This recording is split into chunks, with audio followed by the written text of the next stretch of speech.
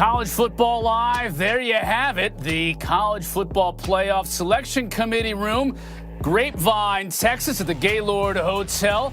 Fairly quiet and relaxed now. That promises to change in the days to come.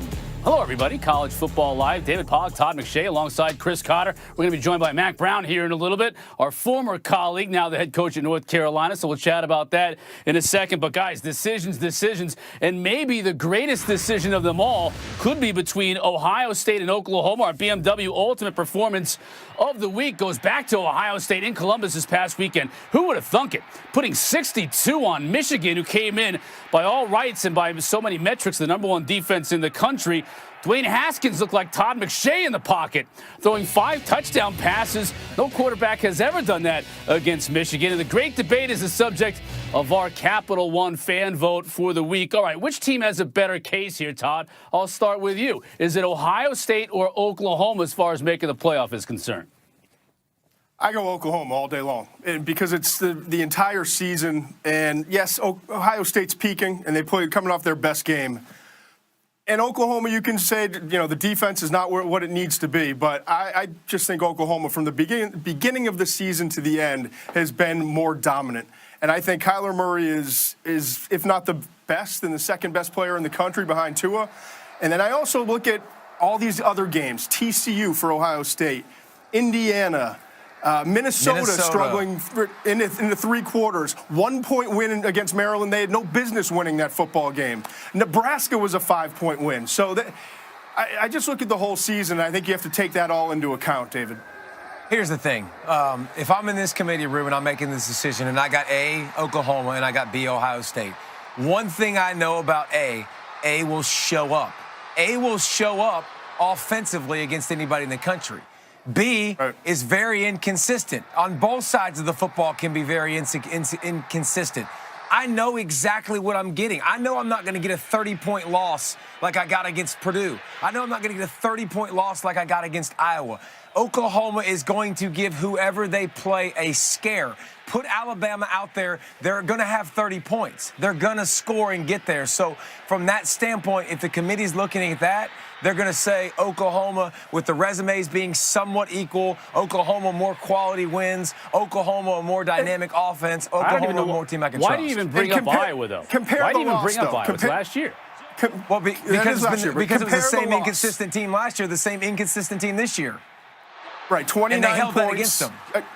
Against Purdue. And then Texas, the Oklahoma loss was a 3-point loss against Texas, and they were charging. It was like that horse that got off to a slow start and came around the bend and all of a sudden was charging. Yeah. If we had we had 5 more minutes, Oklahoma's going to win that game. And Connor, the reason I mentioned that, too, is because last year at the end of the season, that was one of the big things that I took away from the committee was they mentioned a 30-point loss to Iowa several times about it. You got a 30-point loss to Purdue this year. So they're not going to just gloss over that like it didn't happen. Well, clearly one thing we saw from the committee, too, think about the first year when Ohio State went in and they throttled Wisconsin in the Big Ten championship game. Could we see, obviously the committee liked that, could we see something similar this year, David, where they hammer Northwestern and Oklahoma squeaks by Texas? Yeah, I think it would make an impression, and it's hard not to realize and be a prisoner of the moment and watch exactly what what just happened and have that in your mind. But at the same time, I think it's been very clear that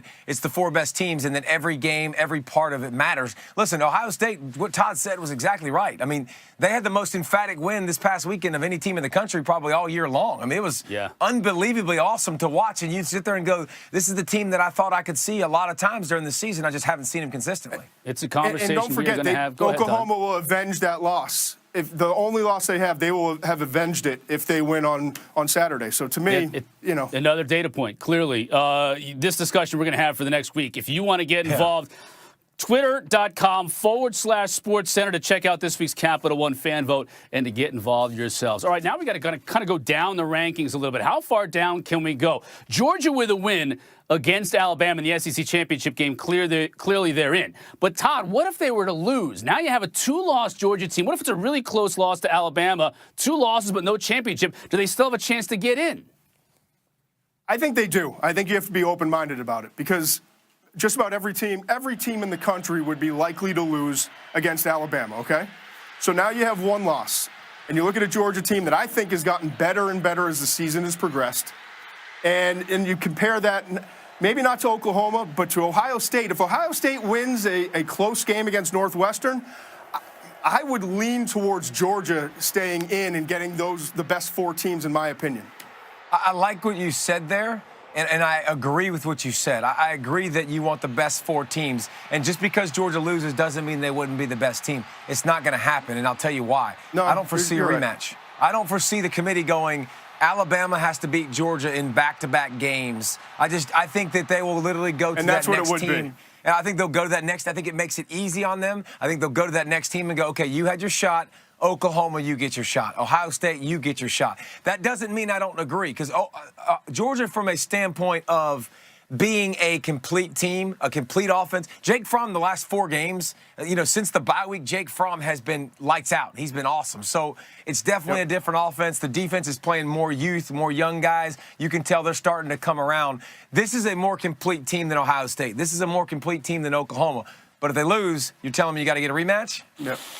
Is it human nature, my question, to look at leaving the Big Ten out last year, Todd, and you're going to do it again this year if Ohio State has 1 loss and the Big Ten champ? To me, I know the committee says we don't look at last year, but to me it would be just human nature to say we already excluded them last year. Are we going to do it again this year?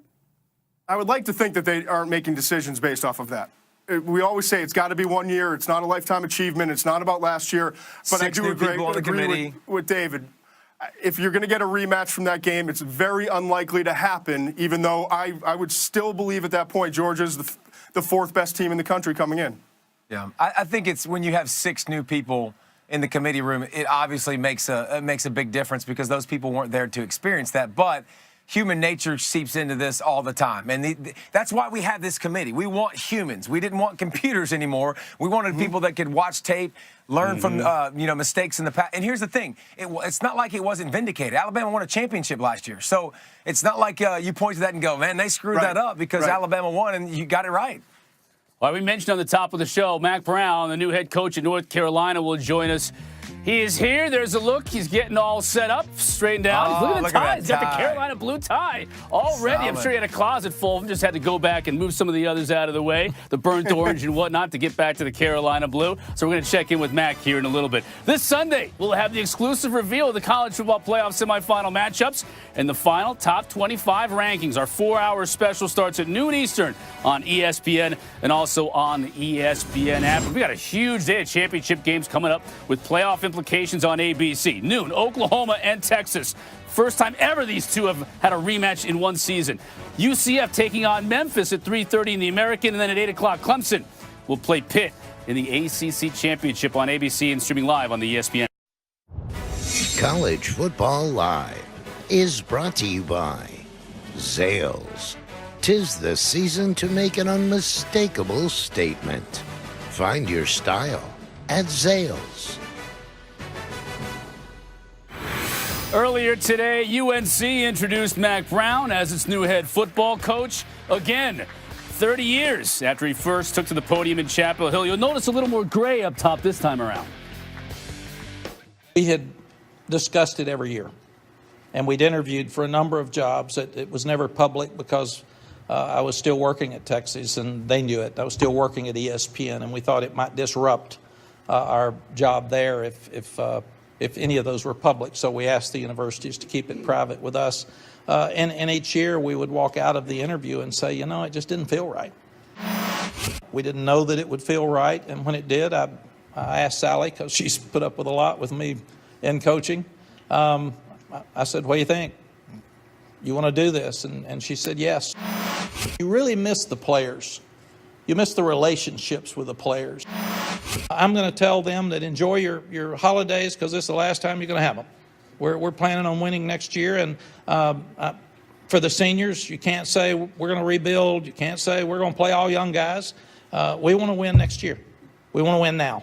And that's very, very important to us. Well, Coach Brown has won everywhere he has been. You think about him back at Appalachian State. You think about Tulane, the North Carolina, built them into a power in the mid-'90s, had those great defenses, and Johnson & Johnson at running back. Then he went to Texas, and the rest is history, certainly with the national championship and all the wins with the Longhorns. Coach Mack Brown joins us right now. Coach, the last show you did at ESPN was Sunday morning with me. Was it something I said? Probably. No, Chris. No, that didn't push me over the point without question. But it was funny. We were doing the Who's In show, and then right after that, I get the call from Bubba Cunningham and said, uh-oh. And then things moved pretty quickly. You said, I'm in. I'm out, guys. I said, I'm in. It was Who's In, and I said, I'm in. There's no question. And I really appreciate Bubba and North Carolina trusting us with this opportunity. So it's a real challenge right now. But meeting the players today was so much fun. And we probably stayed in there an hour and got to answer questions and interact with them. And that's one thing you miss when you're not coaching. No doubt. Hey, Mac, the first thing, obviously, as a coach, you obviously choose where you want to go, and that's important. But next thing, it's got to be the staff, right? I mean, it's got to be the guys you bring in. Have you been keeping a list of guys that you were focusing on that you wanted to go after and target? I'm not asking for names, but have you been working on that the last several years? David, absolutely. And of course, we sit around and watch games all day. That's all we do all fall. So we get to watch a lot of coordinators. We get to watch a lot of position coaches. So I had about 10 at each position. And obviously it changes year to year who goes to the NFL, who gets fired, who moves around, but also for the region. So we've got to hire guys that we feel like can help us recruit the state of North Carolina. It's interesting. Mac, I'm curious. When I go and meet with coaches every week, I keep hearing, not everywhere, but from a lot of places, whether it's millennials or social media and how the young men have changed. How are your concerns in terms of relating to these young men and how everything seems to have changed in the last 5-7 years? Todd, I don't have any concerns at all. I think when they talk about age gaps and generation gaps, that just means that some people are out of touch. I had more fun today laughing and cutting up with those players and talking about rules, and they laughed about me and my country music, and we talked about earrings, we talked about tattoos, we talked about music in the dressing room.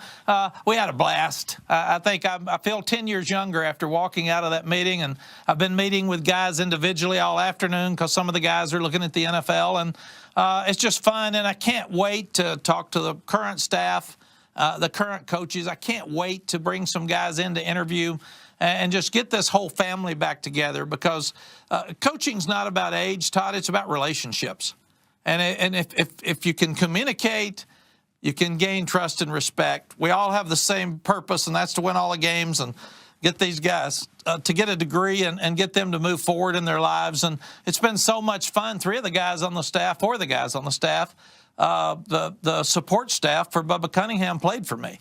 So it's been so fun to be around those guys, and they're helping me so much because they can say, here's what this guy looks like, here's what this player does, and here's what this staff member does. So that's helping me move a little quicker. You know, you had success at North Carolina and Texas, Coach, previously, so you know the differences between the two programs and what it takes to win in one place versus another place. How are the two different right now here in 2018? Well, right now, Texas has more players, and they're confident.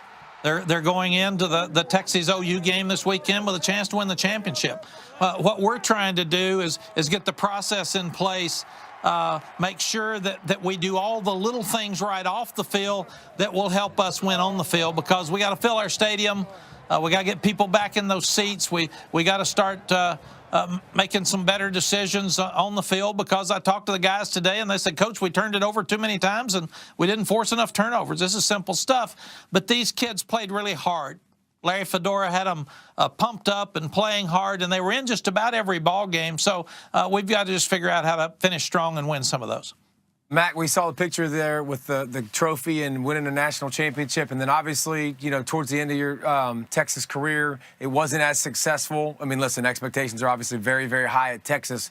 What is Mack Brown going to be different at now that he was then?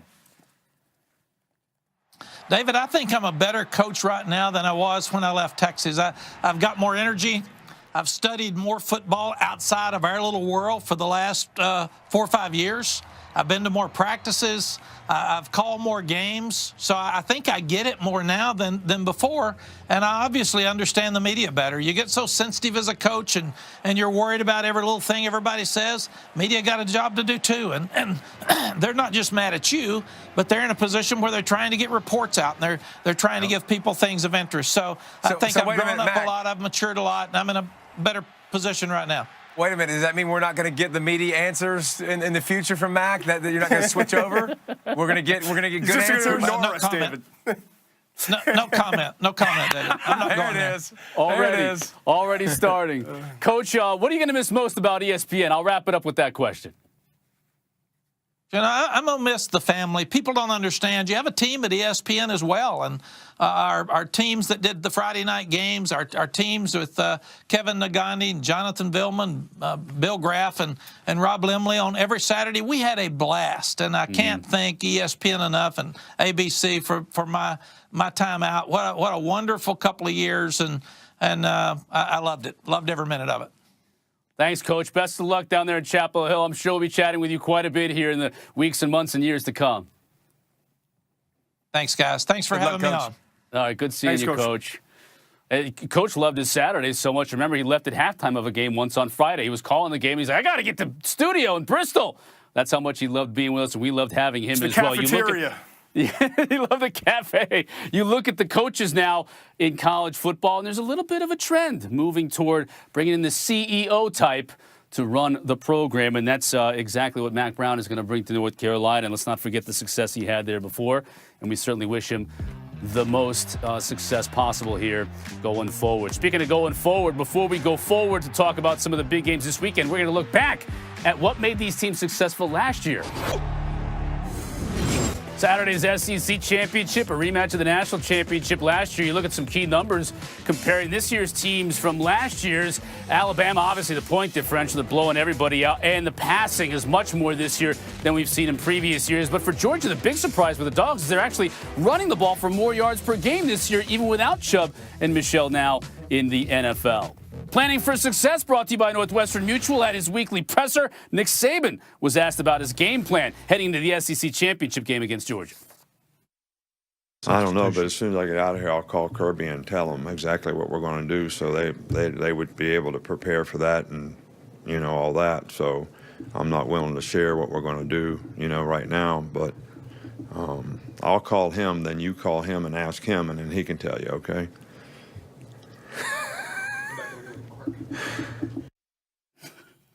He loves those. Loves those comedian. Pressers. Time to take questions like that. Yeah, I know. You can't he ask loves it, though. game-plan questions.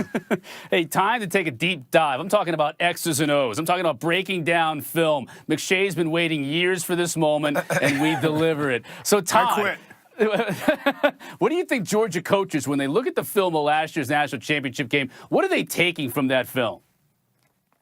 I'm just interested to see how they come out in terms of the early game plan, because last year it was 7 plays to start out, 7 passes, which I thought at the time was a really good idea. 3 of them were completed, unfortunately. 1 was an interception, and 1 of the completions was for negative yards. So are they going to come out aggressively again, or are they going to get a little balance? Because last year when they started to get balance in the next 2 or 3 drives, that's when they really started to move the football and had some success. Now, they still, you know, it's not like they put up a whole bunch of points, but I think that balance really benefited Jake Fromm, and clearly it benefited that football team. Yeah, and there's no doubt they came out aggressive because they knew they couldn't be one-dimensional. This guy didn't play the first half. This is late in the game. They take away the initial pass. And look, he's throwing this to Harris, by the way. He's throwing this to the guy on the left.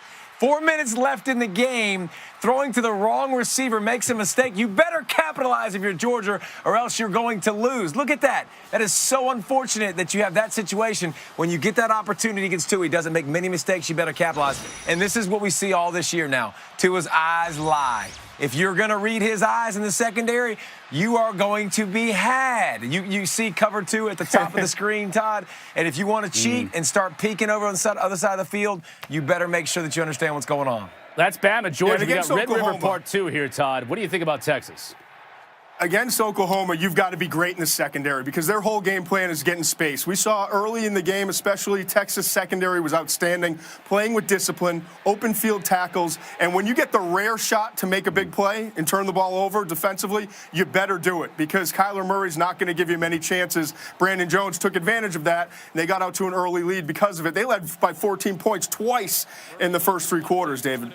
And just watch this fourth personnel. 3 receivers up tight, Beck down low at tight end, who's one of the best blocking tight ends in all of college football, number 47. This is their short yardage and goal line pack. Look at that. They just hit it. It's the same exact formation they just did by motioning across the formation. Sam Ehlinger is very much like Klein from years ago, like great patience running the football, very Tebow-esque, very good job. This is their short yard package that evolves. You will see that in this game, and it will continue to evolve. They threw a touchdown pass to Beck later in the season, and that better be Nice one work, to watch out Pollock. for. Look at the wry smile on Todd's face. Loves it.